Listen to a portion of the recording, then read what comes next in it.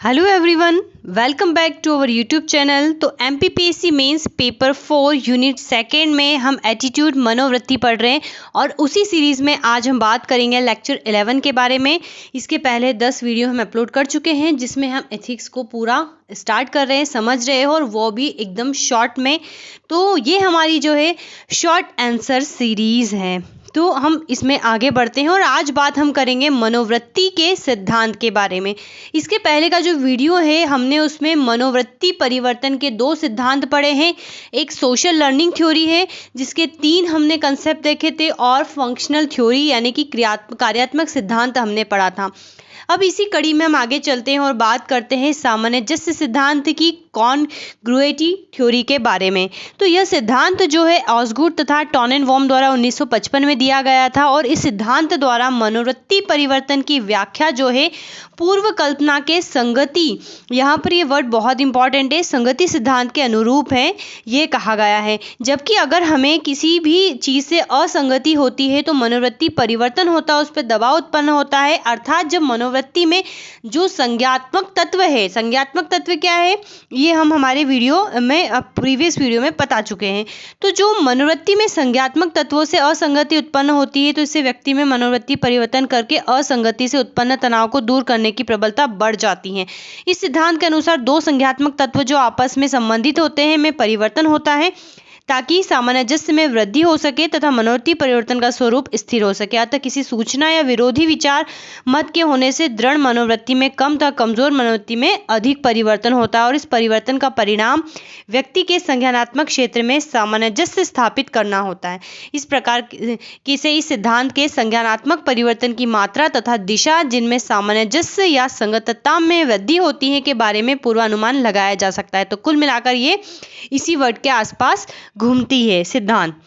Next सिद्धांत की हम बात करते हैं हाइडर का सिद्धांत, जो कि एमपीपीएससी 2020 में पूछा गया था, जिसे संतुलन के संप्रत्यय का सिद्धांत भी कहते हैं। चूंकि ये सिद्धांत फ्रिट्ज हाइडर द्वारा प्रपोज्ड किया गया था इसीलिए इसको हाइडर का सिद्धांत भी कह दिया जाता है। तो इस सिद्धांत की अगर हम बात करें तो यहाँ पर इसे POX त्रिकोण के रूप में व्यक्त किया गया है, जो ये कहता है कि मनोवृत्ति के 3 घटक होते हैं। ठीक है, ये मनोवृत्ति है, मनोवृत्ति के 3 घटक होते हैं। पहला घटक जिसमें P वह व्यक्ति होता है जिसकी मनोवृत्ति का अध्ययन किया जाता है, O एक दूसरा व्यक्ति होता है, ये एक विचार भी हो सकता है, और X वह विषय वस्तु होती है जिसके प्रति मनोवृत्ति का अध्ययन किया जाता है। यह संभव है कि तीनों व्यक्ति एक ही हो। जब PO, ठीक है, जब PO मनोवृत्ति, OX मनोवृत्ति और PX मनोवृत्ति के बीच एक असंतुलन की अवस्था होती है तो कहा जाता है कि मनोवृत्ति में परिवर्तन होता है। अतः मनोवृत्ति में संतुलन की दिशा में परिवर्तन होता है और असंतुलन तब पाया जाता है जब POX त्रिकोण की तीनों भुजाएं नकारात्मक हो या 2 भुजा सकारात्मक हो और 1 नेगेटिव हो, तब तथा संतुलन तब पाया जाता है जब तीनों भुजाएं जो है पॉजिटिव हो, 2 भुजाएं पॉजिटिव हो, 2 भुजाएं नेगेटिव हो और 1 भुजा जो है पॉजिटिव हो, यानी कि कुल मिलाकर सब कुछ पॉजिटिव हो तो संतुलन पाया जाता है। और असंतुलन पैदा होगा तो निश्चित रूप से क्या होगा, इसमें परिवर्तन होगा। अब हम बात करते हैं मनोवृत्ति सिद्धांत के कॉग्निटिव थ्योरी के बारे में। तो ये वाला थ्योरी भी एमपीपीएससी 2020 में पूछा गया है और चूंकि इस सिद्धांत को लियान फेस्टिंगर ने प्रपोज्ड किया था इसलिए सिद्धांत को फेस्टिंगर थ्योरी भी कह सकते हैं, या हम इसको कॉग्निटिव थ्योरी यानी कि विसंवादिता सिद्धांत कहते हैं। यह सिद्धांत एक बहुत तर्कसंगत विचार के साथ प्रारंभ होता है। इसके अनुसार ऐसा माना जाता है कि लोग जो है असंगतता पसंद नहीं करते, यानी कि कुछ भी चीज़ अगर उनकी इच्छा के अनुसार नहीं हो रहा है, मैच नहीं हो रहा है तो पसंद नहीं करते, और जब ऐसा होता है तो उनको तकलीफ होती है और उसको दूर करने हेतु 3 प्रणालियाँ प्रचलित है। पहला है मनोवृत्ति परिवर्तन। मनोवृत्ति परिवर्तन से संज्ञानात्मक तत्वों का की जो विसंवादिता है, जो कॉग्निटिव है, वो कम हो जाती है।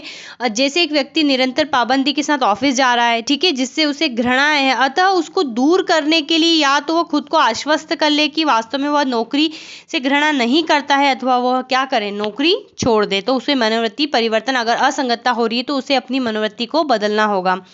दूसरा है नवीन सूचनाओं का संग्रह। व्यक्ति अपनी मनोवृत्ति के समर्थन में नवीन सूचनाएं जुटाता है। इस नवीन सूचनाओं के द्वारा व्यक्ति आश्वस्त होता है कि वास्तव में कोई समस्या है। तीसरा है द्वंद्व के महत्व को घटाना। तो यहाँ पर जो कॉग्निटिव है यानी कि विसंवादिता को समाप्त करने के अंतर्गत द्वंद्व के महत्व को कम किया जाता है ताकि सुरक्षित रूप से उसकी उपेक्षा कर सके। जैसे एक धूम्रपान एवं मद्यपान करने वाला युवक अपने मन में सोचता है कि धूम्रपान एवं जो ड्रिंकिंग है फेफड़ों एवं लीवर के लिए खराब हो सकते हैं, किंतु ऐसा होने से पहले देश में परमाणु युद्ध भी हो सकता है जिससे कोई भी व्यक्ति नहीं बचेगा, इसलिए इतना सोचने की आवश्यकता हमें नहीं है और जो द्वंद्व चल रहा है उसको कुतर्क के माध्यम से हम घटा देते हैं। तो ये होता है कॉग्निटिव थ्योरी। अब हम बात करते हैं आत्मसातीकरण विषमता का सिद्धांत, जिसको हम एसिमिलेशन कॉन्ट्रास्ट थ्योरी भी कहते हैं। इस सिद्धांत को जो है शेरिफ तथा होमलैंड ने प्रपोज्ड किया था और इस सिद्धांत के अनुसार ऐसा माना जाता है कि मनोवृत्ति परिवर्तन के उद्देश्य से जब भी व्यक्ति को कोई सूचना दी जाती है तो उसके प्रभावशीलता इस बात पर निर्भर करती है कि व्यक्ति ने उस सूचना को किस तरह से या किस संदर्भ में स्वीकार किया है। इस प्रक्रिया में निम्न 2 स्तरीय तथ्य शामिल होते हैं। पहला, सूचना प्राप्तकर्ता संबंध विषय के बारे में दी गई सूचना का मूल्यांकन उसके बारे में स्वयं के पास पहले से मौजूद तथ्यों के आधार पर करता है और दूसरा, इस मूल्यांकन के आधार पर सूचना प्राप्तकर्ता सूचना द्वारा प्रस्तावित तथ्यों के संदर्भ में अपनी मनोवृत्ति में परिवर्तन करके उसे आत्मसात करेगा या अपनी मनोवृत्ति में परिवर्तन न करके उस सूचना को अस्वीकार कर देगा। तो इस सिद्धांत के अनुसार ऐसा माना जाता है कि मनोवृत्ति परिवर्तन के बारे में पूर्व कथन करने के लिए यह निर्धारित किया जाता है कि सूचना प्राप्तकर्ता की वर्तमान मनोवृत्ति, जिसे आंतरिक स्थिरण बिंदु कहा जाता है, तथा दी गई सूचना से उत्पन्न मनोवृत्ति में कितना अंतर है। और जब कोई सूचना स्वीकार के विस्तार के क्षेत्र में भीतर पड़ता है तो स्पष्टतः मनोवृत्ति में परिवर्तन होता है, परंतु यदि कोई सूचना अस्वीकार के विस्तार क्षेत्र में पड़ता है तो इससे मनोवृत्ति में परिवर्तन नहीं होता है, बल्कि ऐसी सूचना जो अस्वीकरण के विस्तार के क्षेत्र में होती है से कभी कभी प्राप्त सूचनाकर्ता की प्रारंभिक मनोवृत्ति और भी दृढ़ या मजबूत हो जाती है, जिसे सामाजिक मनोविज्ञान में धमाका प्रभाव कहते हैं। ठीक है, तो ये कुछ प्रमुख सिद्धांत थे जो मनोवृत्ति परिवर्तन से संबंधित है। तो यहाँ पर ये वाला हमारा टॉपिक कंप्लीट हो गया। नेक्स्ट मनोवृत्ति में हम अगले टॉपिक लेकर आएंगे। सो अगर आप नए हैं तो चैनल को सब्सक्राइब करें, वीडियो को लाइक शेयर ज़रूर करें। Have a nice day and thanks for watching.